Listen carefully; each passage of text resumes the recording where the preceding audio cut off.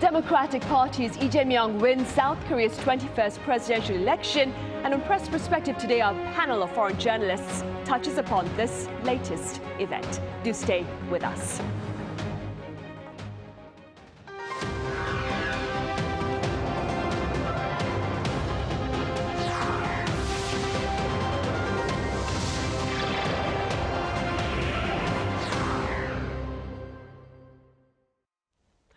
Hello and welcome to Press Perspective for this Wednesday, June 4th here in Seoul. I'm Min Sunhee.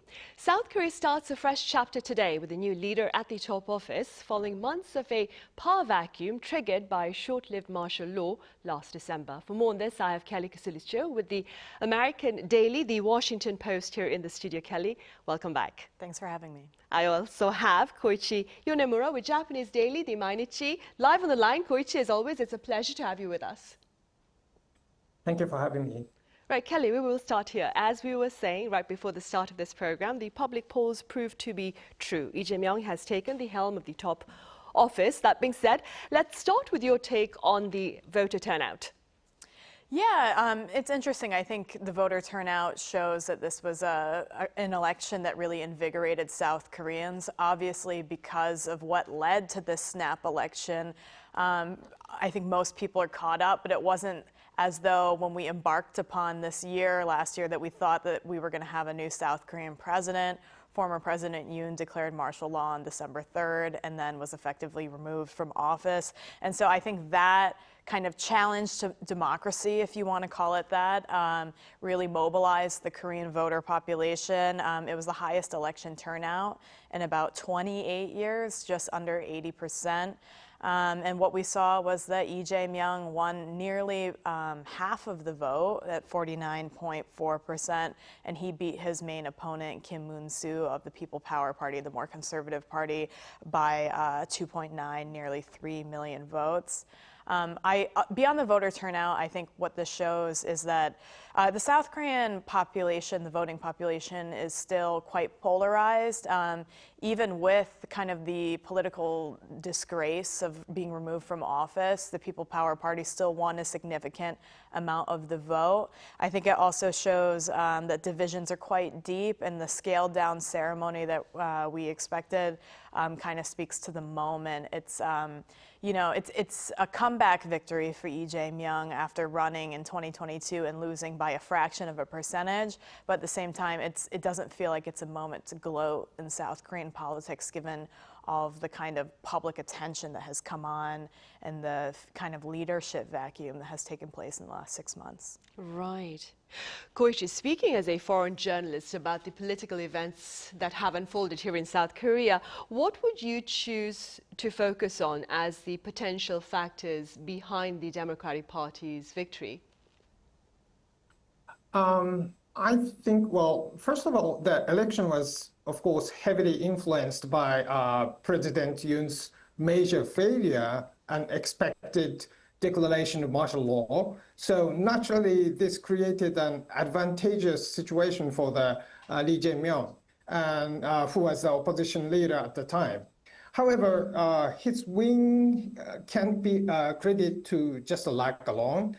It was also the result of his efforts and strategic thinking, because in 2022, when Lee lost the presidential election at that time, but he didn't stop after that election. He steadily built a strong power base within the Democratic Party. So when this unexpected crisis of martial law occurred, he was the only and the most prepared candidate standing in the South Korean political arena.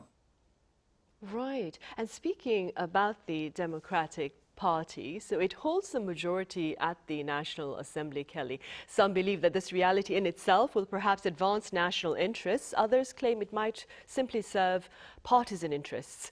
What do you expect? Well, I think one's opinion on that really depends on where they stand on the political spectrum. What I can say is the way that former President Yoon, at least in part, tried to justify his declaration of martial law was his frustration over the fact that the National Assembly, which is kind of like Korea's version of the parliament or Congress, was of the opposite party in terms of the majority, and therefore he felt like he wasn't able to actually pass many of his policies because he was working against a system where he was outnumbered, more or less. So you could argue that with a Democratic Party majority, National Assembly, and now a Democratic Party president, that there might be some kind of furthering of policies coming out of what might be the Blue House. So it seems like we might return there in terms of leadership. But you know, I will say, for those who have the critique that it would further partisan policies, I think on both sides of the political spectrum, what I saw during this election is that there are actually a lot of common concerns between the PPP, the Conservative Party, and the Democratic Party on the left.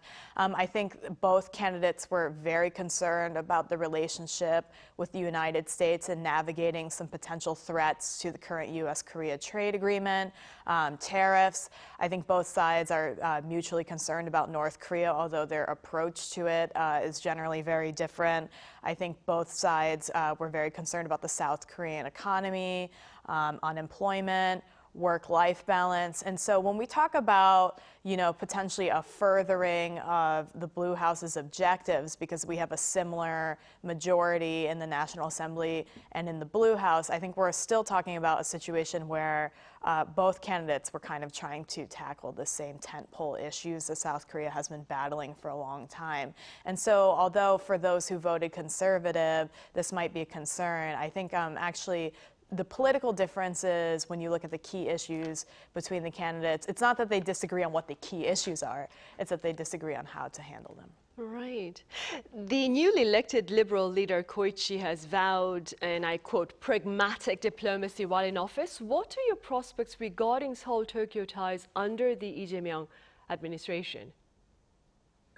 Jae-Myung emphasized the importance of Japan, U.S., and South Korea relationship and Japan-South Korea cooperation. Actually, he said many times about that during his campaign. And if we look back 2019, the relation between Japan and South Korea worsened significantly. And now I assume that both countries, both people in Japan and people in South Korea, recognize that the need to avoid repeating that. So having said that, I have to tell you that there are some cautious attitude or cautious opinion on Lee Jae-myung in Japan because he has made some tough statements about Japan in the past. And also, I have to mention about, I'd like to talk about the necessity of dialogue with China and North Korea. Sometimes Lee Jae-myung talks about that. And I think we are all in the same boat on that topic. No one denies such necessity, dialogue with China or dialogue with North Korea. However, in real diplomacy, priority matters, right? So for example, the US wants Japan and South Korea to cooperate in the shipbuilding industry, which would strengthen US naval power in the Pacific, especially Seventh Fleet. So this is something China wouldn't welcome.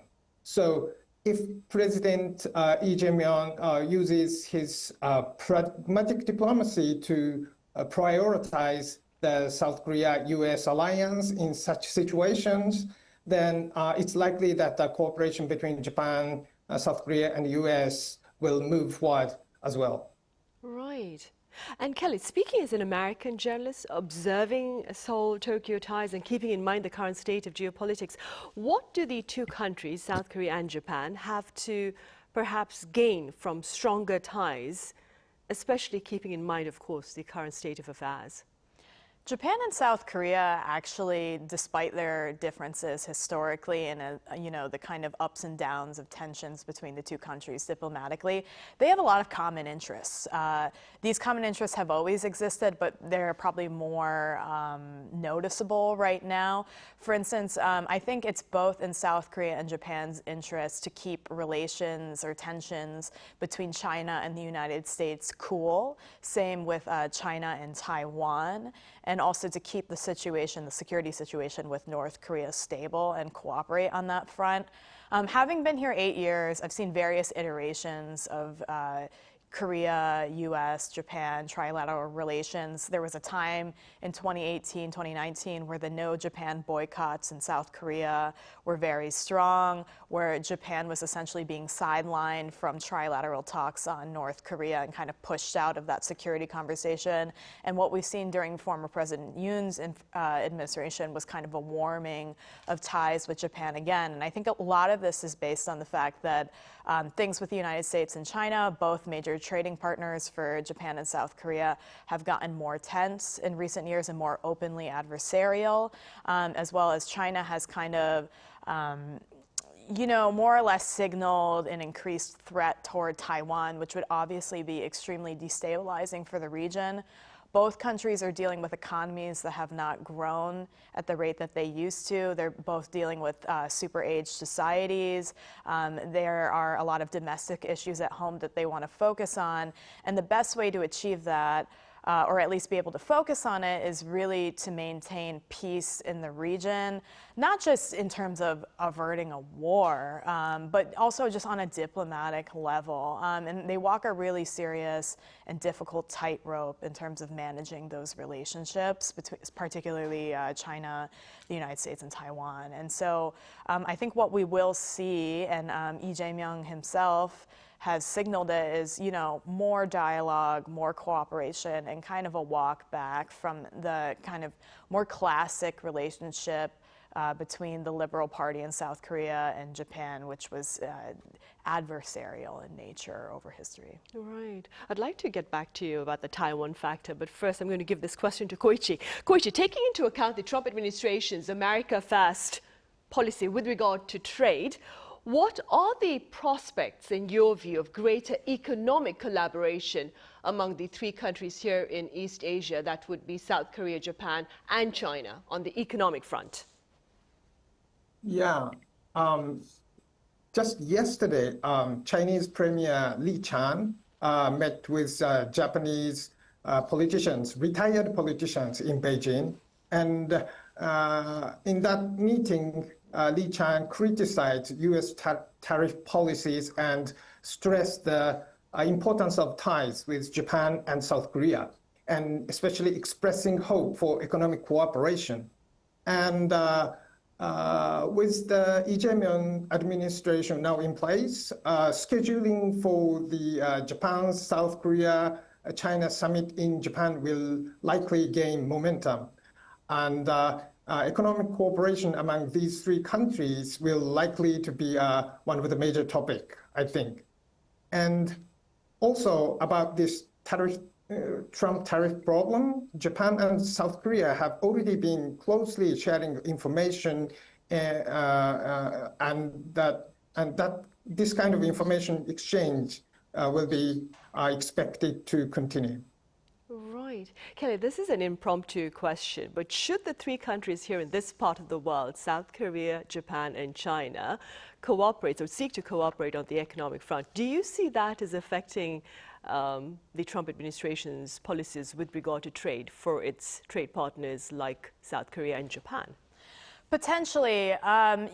It's tough because the United States also has, a strong trade relationship with all three of those countries, and it kind of needs to maintain trade on some level. I know that President Trump's tariff war, trade war, has certainly kind of shaken up much of the globe. But what I think we do see, and we saw this when Japan, Korea, and China held some kind of economic meeting recently, is that... Right, in late March, I believe. Right.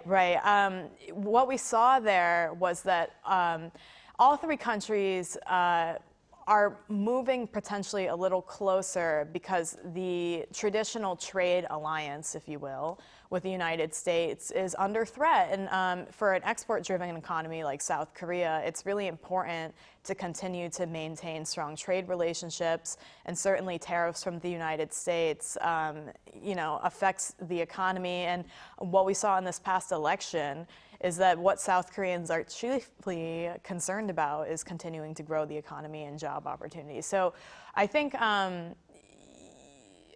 I'm forgetting your original question, but I think obviously the three countries are going to have to navigate kind of an untraditional Trump administration. And so we might see some further cooperation there. But then again, I don't think any of them want to upset President Trump. Right. I'm going to go back to the Taiwan question, as I said earlier, Kelly. How does the Taiwan factor, if you will, look to affect the new South Korean administration's diplomatic and defense priorities? What we saw from Jae-Myung up until this point is that he's kind of dithered on the key question that everyone in the media seems to want to know, which is, in the event of some kind of armed conflict or serious conflict between China and Taiwan, where does South Korea stand? Does South Korea take part in some kind of intervention? Do they consider themselves a part of a security pact by way of the alliance with the United States? And from what I've seen in the media, he has essentially said that he doesn't really want to answer that question. He said, quote, "I will think about that answer when aliens are about to invade the Earth." I saw that in Yonhap. In another article from the Korea Times, he said, "Why keep pestering China?" So I think push come to shove, he doesn't really want to answer that question right now. Granted, I will say, I think that this question is being floated a lot, and we're actually very far away from some kind of armed conflict. I think the average layman who sees this more geopolitical security dialogue on this question might think that we're on the verge of a war between China and Taiwan. And certainly the signals from China have been increasingly concerning, but it's not as though we're preparing for that right now. It's not as though this is something that could happen tomorrow. With that said, Jae-Myung has also expressed that the security situation with China and North Korea, together and separately, is a serious concern for South Korea. But he's also mentioned that South Koreans should factor in the trade relationship with China. As I understand it, China is technically South Korea's largest trade partner at this point. And as I mentioned earlier, South Korea is an export-driven economy. It's seen less economic growth in recent years. This has sowed a lot of discontent and arguably fueled a lot of political polarization in the country, kind of a disjointed sense of unity lately. And so, maintaining strong trade ties with China while also trying to tamp down tensions between China and Taiwan seems very important for the current South Korean president that was just elected. Right. And staying with the Taiwan factor, Koichi, U.S. Defense Secretary Pete Hegseth, during his trip to Japan back in March, called Tokyo, and I quote, "an indispensable partner in deterring Chinese aggression in the region." Does a potential Japanese decision to back the U.S. against a Chinese invasion of Taiwan look to have broad support there in Japan?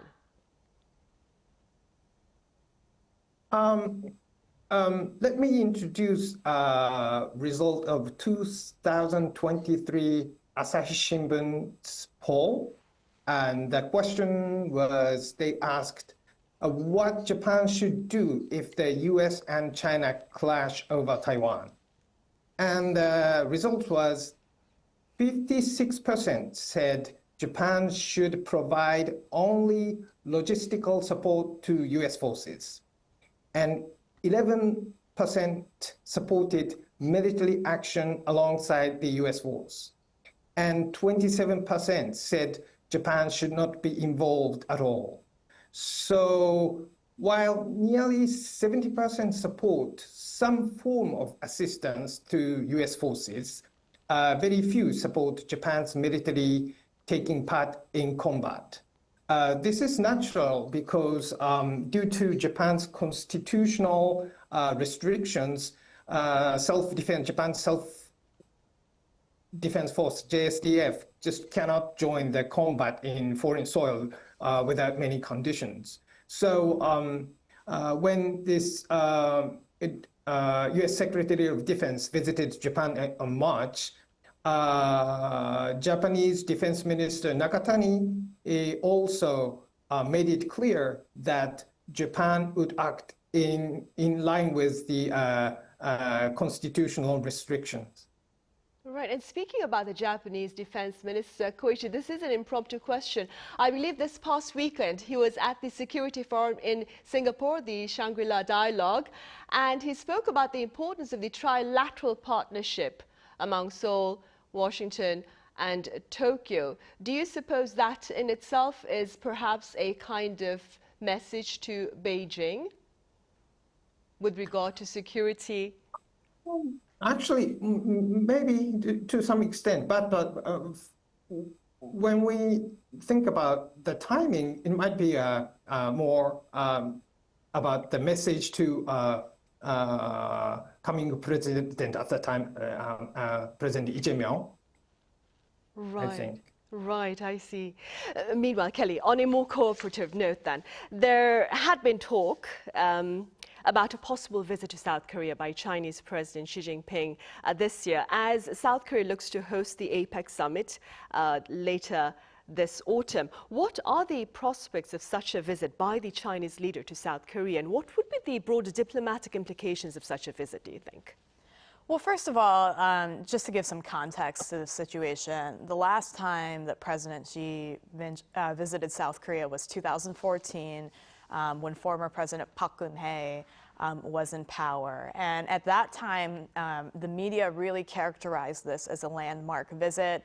I saw it being described as, the fraying of the bonds of authoritarianism and a new era away from Cold War alliances, because it was considered a really big deal for a Chinese leader, the leader of a communist country, to visit a South Korean president before going to visit North Korean leader Kim Jong-un. This was considered, to some people, a diss to North Korea, effectively, and also kind of a showing of China's cards that continuing to grow its trade relationship with South Korea and kind of make its further foray into being a capitalist power on the global stage was far more important than pleasing a Cold War era ally that doesn't have a very strong GDP per capita. So with that said, what are the prospects of this happening now? I'm not so sure. I would imagine that there might be some dialogue in Beijing about letting South Korea get its footing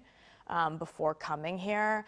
Certainly any visit from a Chinese president and not a foreign minister or some kind of lower level diplomat is extremely important for any country. It certainly shows a sign that that country is very important for China.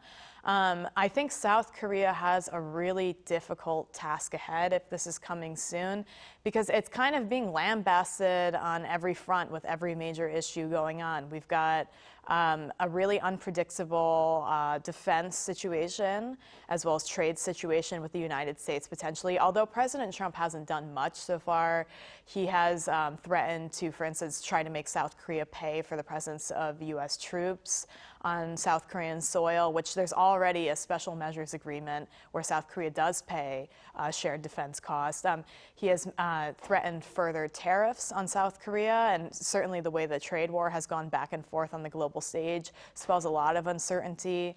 North Korea has actually been pretty quiet, but there's always the threat that given the unstable political footing that North Korea might actually seize opportunity with that situation, let alone the fact that North Korean leader Kim Jong-un has some kind of relationship with President Trump, if you will, that is unprecedented compared to other leaders in Washington of the past.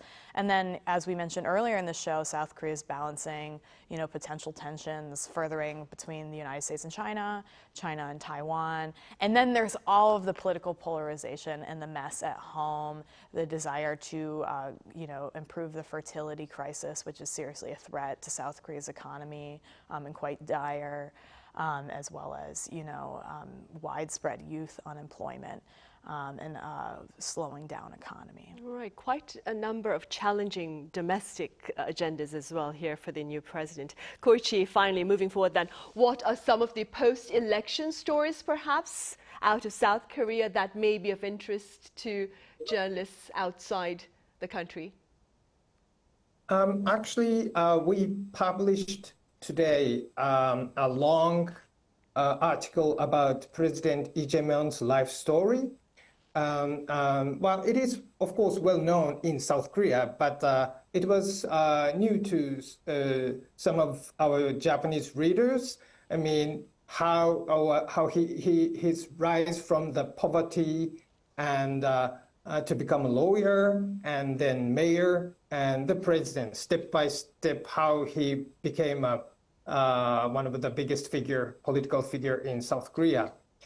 And this article is getting quite a lot of attention from our readers. And there is, of course, also we have a strong interest in what kind of leader he will become now that he has reached the top after years of being a challenger.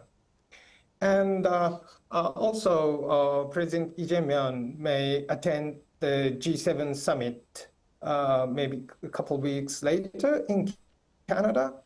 And it will offer us a chance to see his diplomatic skills. We haven't seen that much before. And I think there is also potential for summits between South Korea, US, and South Korea, Japan. So, which we are very much interested. Right, all coming up this summer then. Koichi, thank you so much for your time and your thoughts today. Thank you for having me. Right, and Kelly, as always, thank you very much for your insights. Thank you. Right, well, on that note, we say goodbye today. We return same time tomorrow with more panel discussion on the latest result of the presidential election. Thank you for watching.